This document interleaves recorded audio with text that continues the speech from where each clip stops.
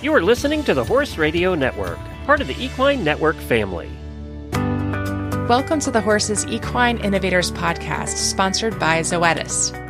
I'm your host, Stephanie Church, editorial director at thehorseandthehorse.com. Every day, researchers at universities and other institutions around the world are examining new ways to care for and understand our horses.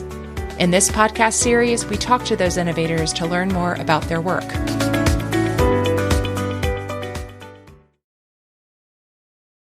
Today on Equine Innovators, we're taking a practical look at acute phase proteins, biomarkers such as serum amyloid A or SAA that help veterinarians spot early inflammation, sort out infectious disease concerns, and track horses' recovery in real time.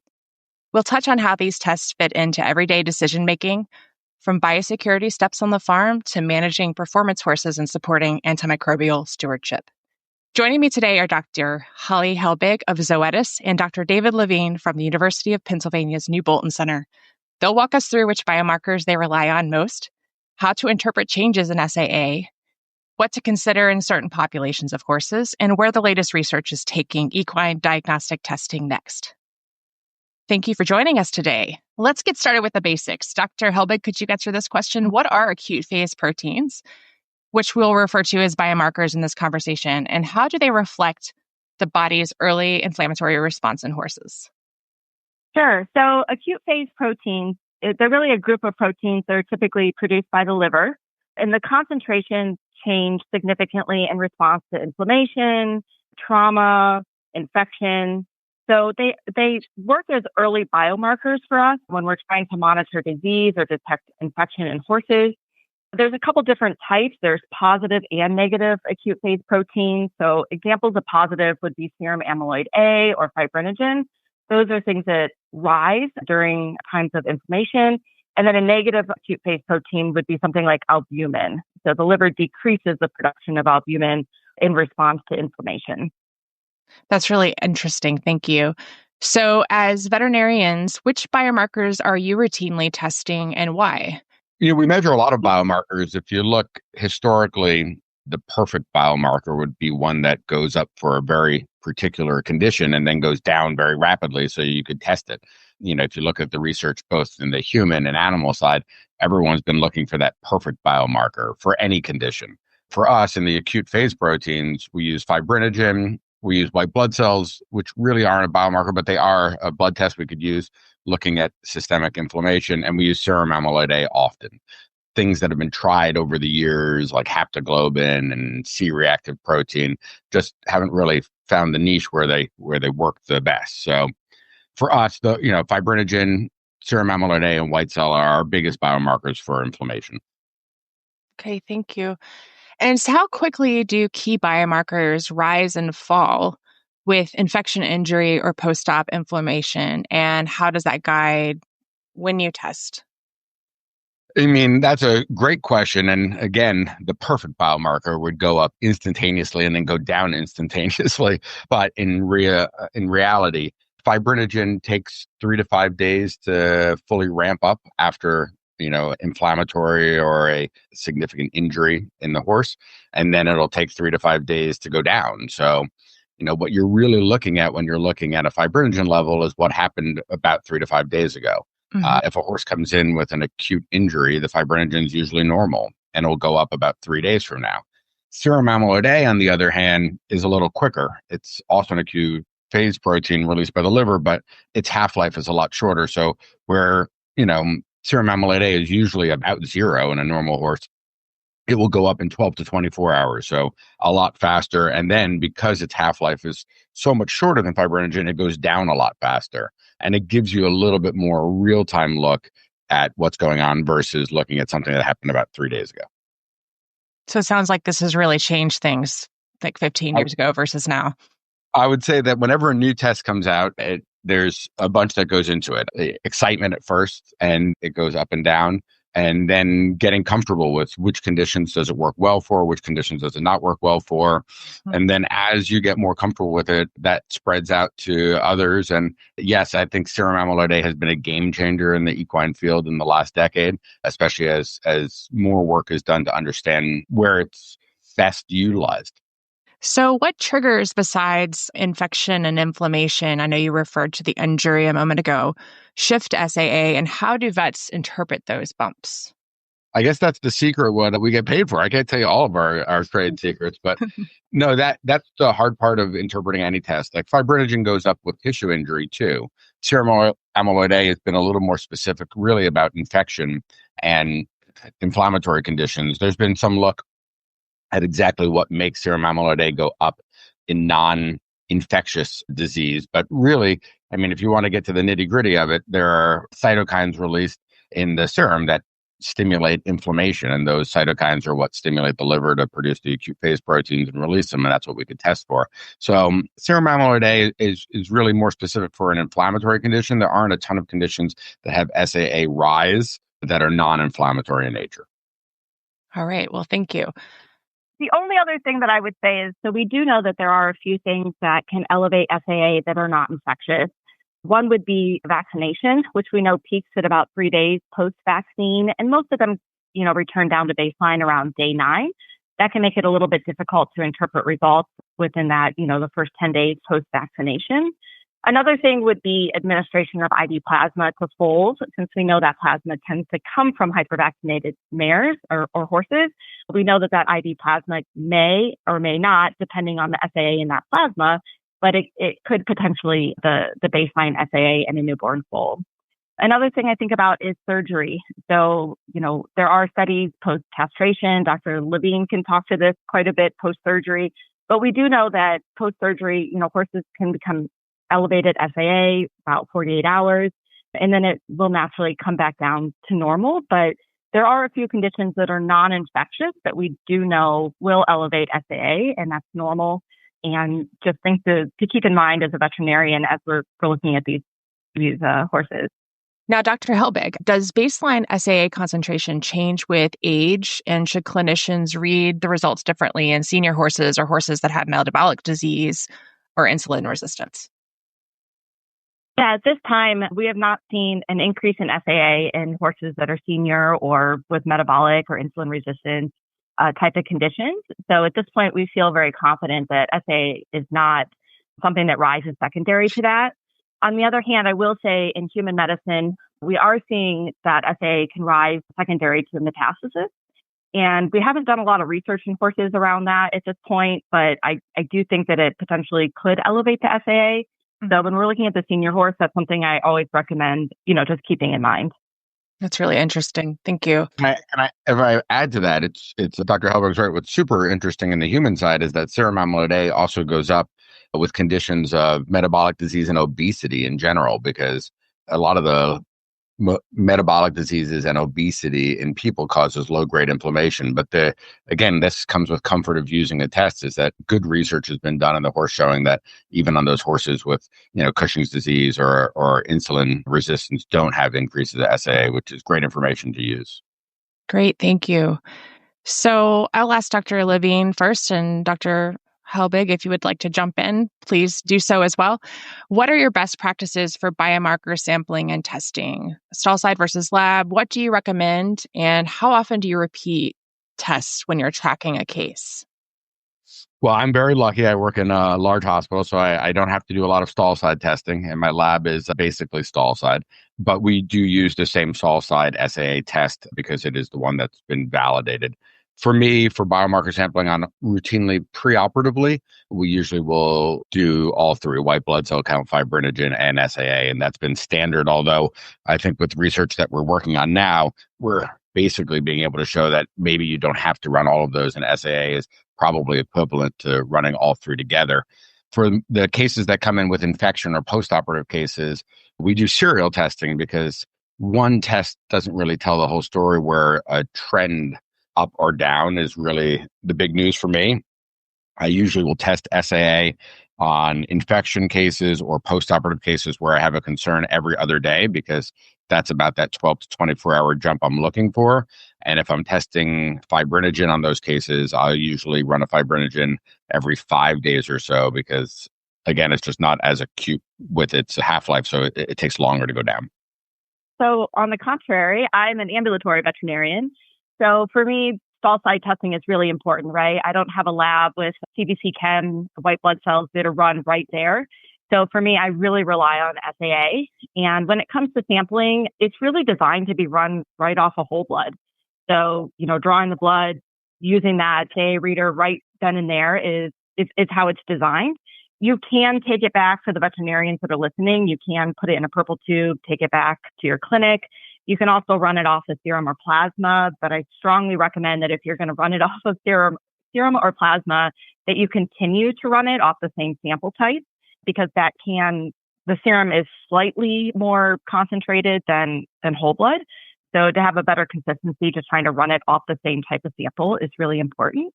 But yeah, I use it stall side all the time, and I use it to help me make decisions sometimes. Like, do I want to run more blood work, right? Do I want to look at more biomarkers, or can I kind of pass and go on to the next clinical signs that whatever it is that I'm dealing with at that time? But it's a really big game changer to have it right there stall side. It sounds like it. Yes. Thank you.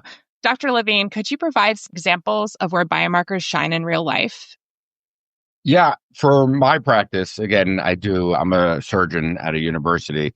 Looking at the research that we did, a lot of the work I do is on diagnosing and preventing postoperative infection. Looking at where SAA has really shined for me in practice has been determining the horse that comes in with the acute swollen joint or effusive joint after being injected. Is it a flare or is it an infected joint? SAA has really helped in those cases, determining which ones are and which ones are not infected and which ones are just a flare. The horses that have a flare usually do not have an elevated SAA. And then postoperatively, especially when implants are used in fracture repair, we do serial testing, and getting to see an increase and then progressive decrease at that 3 to 5 day, which is what our research showed in the normal cases, really makes you feel more comfortable about sending that horse home and stopping antimicrobial use.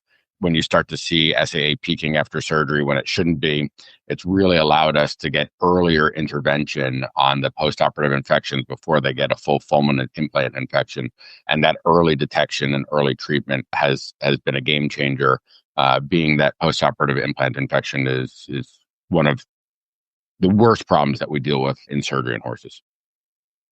That's wonderful. Thank you. I'm glad that that's the case. It seems like it's probably easier on the owners too, having that specific information and being able to take the horse home earlier, perhaps. I mean, horse owners never like having their horses here. I was just going to say, from an ambulatory standpoint, especially working at horse shows, I use SAA so much when these horses are traveling and coming in, especially long distance. It's actually interesting. There's a study by Dr. Ortley that shows that long travel transportation does not affect SAA, does not elevate it. But we know these horses are exposed to a lot of wind while they're, in the trailer or potentially flying.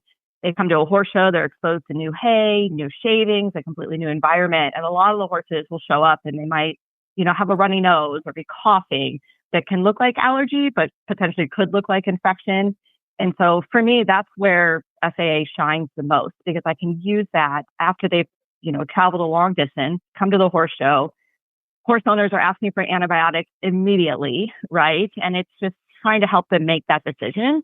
Do we start antibiotics? Do we not start antibiotics? Do we quarantine these horses? Are we looking for shipping fever? And so on and so on. So I will say from the ambulatory standpoint, especially as a horse show vet, that's like perfect real life use of SAA. So it sounds like you handle an infectious disease scenario at a horse show very differently than you might have 20 years ago or so, right? Yeah, it was based off of temperature and clinical signs, right? And now we have this tool that can help us make more accurate decisions.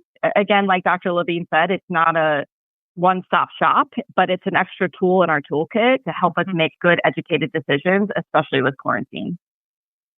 That's great. So, Dr. Helbig, have you used biomarkers in foals? Yes, I have used it in foals, and it's actually a great biomarker for the new foal exam.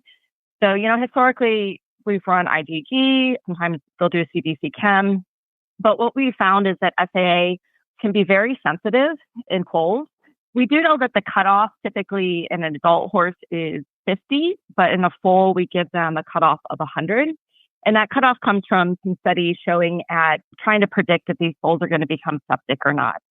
So what we do know is that on a new foal exam, getting a 0 or a very low number, that negative predictive value is where the importance is. That's really strong. An elevated SAA does not necessarily mean that that foal is going to become septic, but it's kind of a warning sign of, okay, let's keep an eye on this foal. Let's check it again in another 24 hours. Let's just pay a little extra attention to it.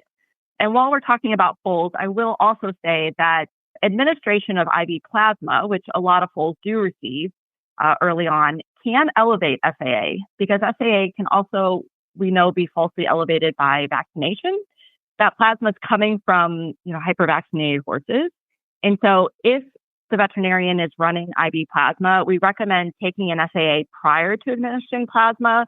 And then right away, as soon as you're done administering the plasma, you can take a new SAA to get your new baseline in case you want to check that foal again in another 24 or 48 hours.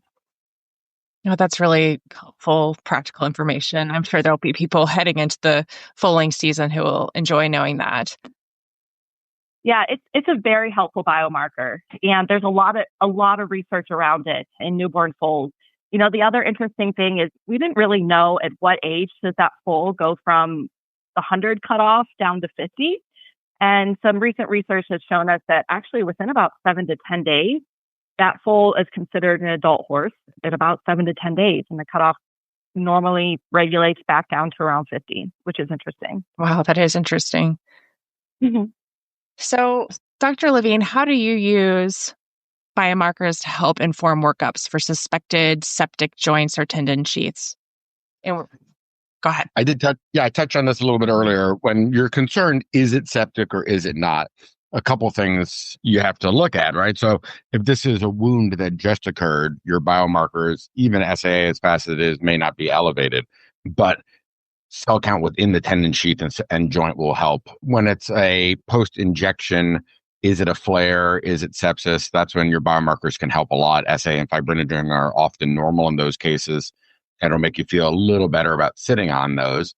And then post-operatively is really where it shines. I'll usually check it every other day, waiting for it to peak, knowing that it may peak a day or two after surgery. That doesn't make me nervous because it's expected. First off, surgical inflammation we know can increase fibrinogen and SAA. Again, SAA should peak about 2 days after that versus fibrinogen 3 to 5. And then looking as you're treating, what we want to see is that we have that post-surgical peak and then quickly having it decrease. And the nice thing is we could have SAAs going from 1,000, 1,500 all the way to 300 within like a 24 to 48 hour period, showing that the antimicrobials that you're on are working, as well as the surgery cleared the infection. And when you see that peak and then rapid decrease in SAA, you really feel good about your treatment plan, where if it's continuing to rise or is stagnant, it gives you an idea, well, maybe you either still have infection or the antibiotic that you're on is not effective. And then oftentimes we will determine when to stop the antibiotic is when the SAA returns to normal and the horse clinically looks good. So again, it's a tool in our toolbox amongst all the other things that we have, but it really does help give you an idea when you're staring at a horse that looks good post-operatively, as it should, but the SAA is climbing. It gives you that early indicator that something's not right, versus the horse that the SAA is dropping dramatically. It gives you that validation of your treatment. Thank you. Dr. Levine, do you typically run the SAA on the synovial fluid or whole blood? Just out of curiosity. I occasionally run it on synovial fluid. I run it on the whole blood more commonly just for ease as I'm running them serially every other day. For horses where I do worry, is it a flare or is it septic, I have pulled SAA on the synovial fluid, and I will use that because it does seem to correlate well with whether or not there's infection. But if I can avoid sticking needles in those joints every other day and take a whole blood sample, I will. Yeah, I get asked this question so often, and everybody always wants to test it on the synovial fluid. And there's actually a few studies out there that show that whole blood will actually become elevated. The SAA of whole blood will become elevated prior to synovial fluid by about 12 to 24 hours, which is really interesting. And I don't know if you saw that study that just came out, but they looked at a group of horses. They had control horses. They induced synovitis and they induced septic arthritis. And consistently, the synovitis horses, the SAA remained zero or non-detectable. And the septic arthritis horses were, had elevated SAA. What they looked at was the contralateral limb or the other joint that was not infected. And the SAA also became elevated in those as well. Not as much, but they became elevated as well. So there's some thought out there that there's kind of like a new isoform that the joint, I'm sorry, I'm getting kind of nerding out on this now, but that there's a new type of isoform that the joint is releasing in regards to SAA. And I think that's just really interesting. It's funny. I've had that question from veterinarians as well, and I've told them the same thing. Is that that study kind of confirmed it to me when they showed increases in SAA in the contralateral limb. Is that SAA and fibrinogen are primarily released from the liver, and that's why the blood SAA goes up faster than the joint one. Is because you have to wait for the circulating blood SAA to get into the joint. So to me, exactly. It makes more sense. Other joints have SAA because it's circulating in the blood. So to me, it still makes more sense to test the blood. Yeah, I agree. I get that question so often. And I think that we as practitioners, we just think that joint is completely isolated off. But based on this information, we know there has to be some sort of leakage or some inflammatory process, right, that's communicating with that joint, which I find interesting. You guys are both welcome to nerd out as much as you want on this podcast. You're totally nerding out. Sorry. No worries at all. You are welcome to do so. I find it all very fascinating. Both of you have referred to antimicrobials, and I'm going to jump ahead to that question. I was curious about antimicrobial stewardship. It seems like this really helps steward the antimicrobials that we have available. Does somebody want to speak to that? Yeah, I mean, for me, it has been a lot. One of the things that you're always trying to avoid doing when you're doing antimicrobial stewardship is changing antibiotics over and over again. And when you're looking at an infection and we're dealing with either a implant or a joint infection in my realm of things, and you're staring at it every day and you don't know if it's getting better, and do I change antibiotics? Do I not change antibiotics? And, you worry if you wait too long and you don't change them fast enough, you're going to get to a point where there's no return. And so SAA has really allowed us to be like, oh, look, SAA is coming down. This antimicrobial is working. Stay on the one. You don't have to jump ship and switch versus, hey, this antimicrobial is not working. Let's switch now. So it's been better at selecting, especially when sometimes the cultures take 3 or so days to get back and a sensitivity another day after that. So we're trying to use the best information we have. A culture and sensitivity is great when the culture is positive and has an antimicrobial sensitivity profile. But in the meantime, SAA has really allowed me when I need to switch, when I don't need to switch, and then also when I can stop. Great, thank you. So, Dr. Helbig, let's go back to talking about a real-world infectious disease scenario that you might be seeing out in the ambulatory setting. Let's say a horse returns from an event to a farm and starts coughing, and maybe they have no asthma history or they just don't cough usually. How do you pair SAA with immediate biosecurity steps, and what would those steps include? Sure. And this is extremely normal in real life, right? Horses come home from the horse show. It's no different than sending your kids to school. We all worry about infectious disease as well as allergies and asthma that can occur. So, in these situations, SAA is such a great stall size test that we can use. If that number is above 50, then we know that we want to quarantine these horses. Ideally, whenever horses come home from a horse show, they should be quarantined for 14 days. I know that can be really unrealistic, but even if we can keep them at one end of the barn and, clean their stalls at the end, little things like that can actually be very helpful. But if we have one that comes home, it's febrile, it's coughing, has nasal discharge, we do know based on some clinical studies that the SAA actually can be elevated sometimes prior to horses becoming febrile, secondary to infectious disease. We've seen SAA become elevated prior to them shedding, meaning that if we quarantine them right away, they haven't started that process of shedding the disease, which can be extremely helpful in the barn. Mm-hmm. And then on the backside, these horses that potentially, have equine influenza or herpes virus, it's very expensive to test them continuously to see if they can get out of quarantine. what we have found is that SAA typically goes back down to 0 or normal before that PCR goes back to normal. Or if the SAA is normal, typically the PCR is going to be negative. And so we can save horse owners money by running those SAAs and not having to run a PCR every single time to determine if that horse can get out of quarantine. That's really interesting. Thank you. Yeah. So also, as an ambulatory practitioner, are there any biomarker ranges or patterns that prompt escalation for you? Say, like you want to send them to imaging or referral to an equine hospital versus watchful waiting at the farm? Yeah, and I think this is one where a lot of veterinarians get caught up in, like, hey, does a value of 500 to 1,000 mean something different than 2,000? We have seen through studies that viral infections tend to be a little bit lower, bacterial tend to be a little bit higher, but it is all horse dependent. So you could have one horse with cellulitis that's going to have a value of 500, and the next door, the other horse with cellulitis has 2,500, and they're clinically looking the same. So we really try not to say, okay, these ranges are identifying a certain type of disease.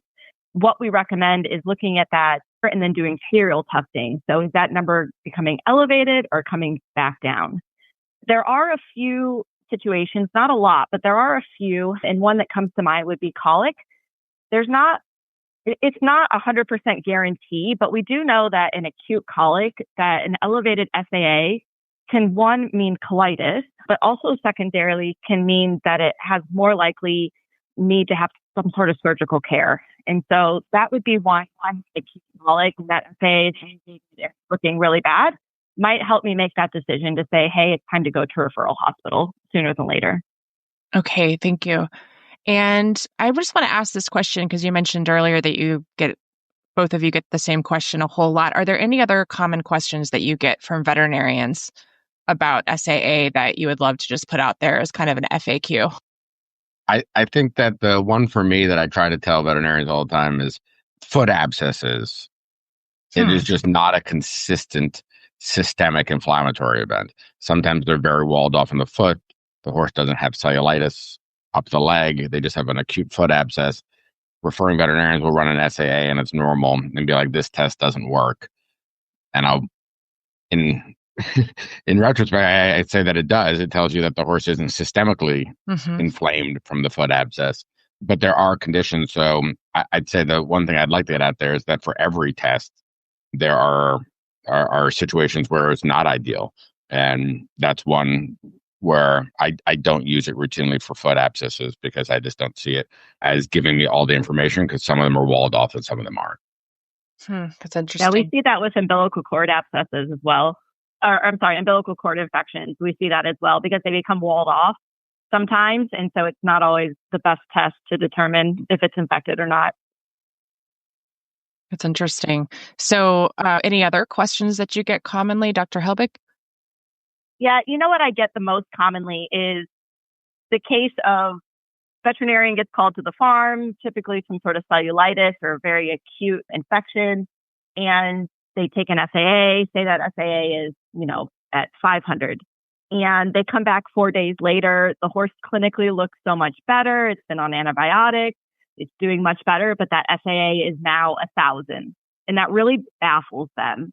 And the reason that number doesn't correlate is because the number is correct. What happens is that there is a peak that is reached at about 24 to 48 hours with SAA. And in that situation, most likely that veterinarian missed that peak and then it's coming back down. Think of it like a bell curve, right? So the veterinarian probably came out pretty early, maybe 6 hours after cellulitis started. That number is at 500. It might have peaked all the way up to 3,000. And then a few days later, they're catching it as it's coming back down to 1,000. And so if there's one thing that I can really, really, get across on this messaging is that trying to retest at 24 to 48 hours to really get that baseline, it's really important. Serial testing, so important. Is one test means very little, except if you're looking to show that SAA is low and 0 in a non-infected case. But when you have it as a high number, you really have to serially test to figure out where you are on the bell curve. So important. So you've talked about veterinarians and how you explain SAA to them. How about horse owners? How do you explain results to your clients so that they understand the plan, Dr. Helbig? Yeah, so horse owners actually really love this. I think they like holding on to a tangible number. So what I explain to them is that this is a test really just looking to try to distinguish infection versus inflammation. A value above 50 is going to mean that there's something infectious of nature that's occurring. We're almost to the point where horse owners are asking for this. Hey, can you run an SAA? This horse just doesn't seem right, or it's punky. And, can we run an SAA and just make sure that it's okay? They love to hold on to that tangible number, whatever it is. And if it is elevated, then I get into the conversation about, okay, we need to retest them, serial testing, the importance of it, why we need to see if the number's going up or coming back down, and just explaining to them also that if we're initiating antibiotics, that we will use serial testing to then determine if we're on the correct type of antibiotic, as well as, when to potentially be done with them.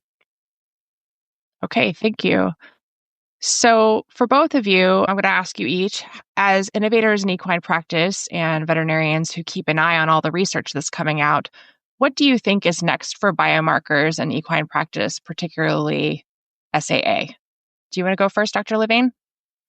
I mean, we're always trying to be on the cutting edge. We're working currently on looking at SAA as a marker that we can use preoperatively for all our pre-surgical testing. In the human side, going from massive blood testing preoperatively and getting it down to something manageable, cost-effective, and quick. For us, we just ran the study looking at SAA versus white blood cell count and fibrinogen as a marker of safety, basically pre-anesthesia. And that should be coming out soon, showing that SAA was a better test than any of the two and better than all three. So for me, even in the field, I think where this could be used is there are a lot of, quick knockdown anesthetic events that occur in horses in the field, well, be a castration or minor laceration repair. And I think that it's a test that could be done in the field without having to run lab work back that shows safety and is effective. That's really cool. Yeah. So one of the really cool things about SAA in horses is I recently kind of did like a index of all the studies that are out there. And we currently have well over 80 to 90 different studies on SAA in horses in different conditions, everything ranging from foal to colic to septic joints. The list goes on and on. But what we do know is there's also a lot of room for more research. So, for example, we don't have a lot of information on arthropod type diseases like West Nile or Lyme disease or anaplasmosis. We also don't know, and we get asked a lot, does administering other types of medications impact SAA? So, for example, some sort of, IM type of medication. We know that vaccination can impact SAA and elevate it. It'll peak at about 3 days post-vaccine, and most of them will come back to normal about day 9. But are there other medications or other treatments that could potentially impact SAA? And, like I said before, I think there's room for looking at metastasis in horses and those senior horses to see what kind of impact SAA it has on SAA. I think there's a lot of room for research. But the exciting thing about this space is that I can think of right now of at least 5 or 6 studies that are going on that I'm aware of with SAA that hope to get publicized within the next year or so. And I think there's just still so much more room and more studies that can be done. Yes, that's amazing. Thank you I'm excited. 80, you said? 80 studies? Yeah, well over 80, almost Wow. 90 studies. That's amazing. Yeah. My goal is to have like a library so that the veterinarian can log on to our website and be like, okay, Zoetis, and then be able to look at every study that talks about synovitis or castration or whatever the clinical thing, that they're looking at. We don't really have that right now. We don't really have any way besides going on Google Scholar and searching, SAA and castration. So I'm trying to make this index for the veterinarian so that they can not only get like a quick summary of how SAA responds to that clinical disease, but then secondarily, like, here's all the studies and research to back it up. Thank you. So I just wanted to say quickly, where can listeners find more about you and your work? There's really great resources on YouTube on Zoetis Equine. Their YouTube channel actually has an Ask the Experts series around FAA. They also have it around performance horses and joints and OA. But you can go on there and literally, as you're driving down the road, you can, play some of these episodes, and it has specialists from everything from foals to, your sport horse to surgeons. And there's just really great resources on how they use FAA in the field, particularly around different types of diseases. So I think that's a great resource for horse owners. Zoetisequine.com has tons of information around FAA. And I think just even searching Google Scholar can be helpful. Thank you. And I will link to those YouTube videos in the show notes. That way people can go straight to that and find those links. What about you, Dr. Levine? Is there any place that people can learn more about what you do and everything that's going on at New Bolton? I think that the best place to do that is at New Bolton Center's website, and that's vet.upenn.edu/New Bolton Center. We obviously have a large teaching hospital as part of Penn Vet, and I'd say that most of the information that you'd want is available there. And New Bolton does a great job with their socials, so I'll link to the socials as well, so everyone can see the announcements from your institution. So thank you for love the social.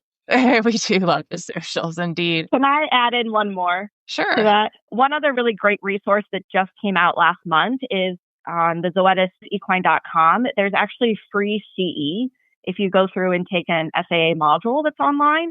It's a great place to learn about FAA, where it can be used, how it gets used. It reviews, all of our basic studies that we use frequently in practice. And it's just a great resource. And also you get some free CE. So I encourage listeners to log on to that if you're a veterinarian and get your CE credits. So that resource is stablelabacademy.com. And I will also link to that in the show notes. Thank you. So thank you for joining us on Equine Innovators today. And a big thank you to Dr. Helbig and Dr. Levine for breaking down how biomarkers fit into veterinarians' everyday decision-making. If you want to take a deeper dive into diagnostics, biosecurity, or the latest research, head it over to thehorse.com or to any of the resources we've just discussed that I will list in the show notes. We'll see you next time with another look at the tools and ideas moving horse care forward.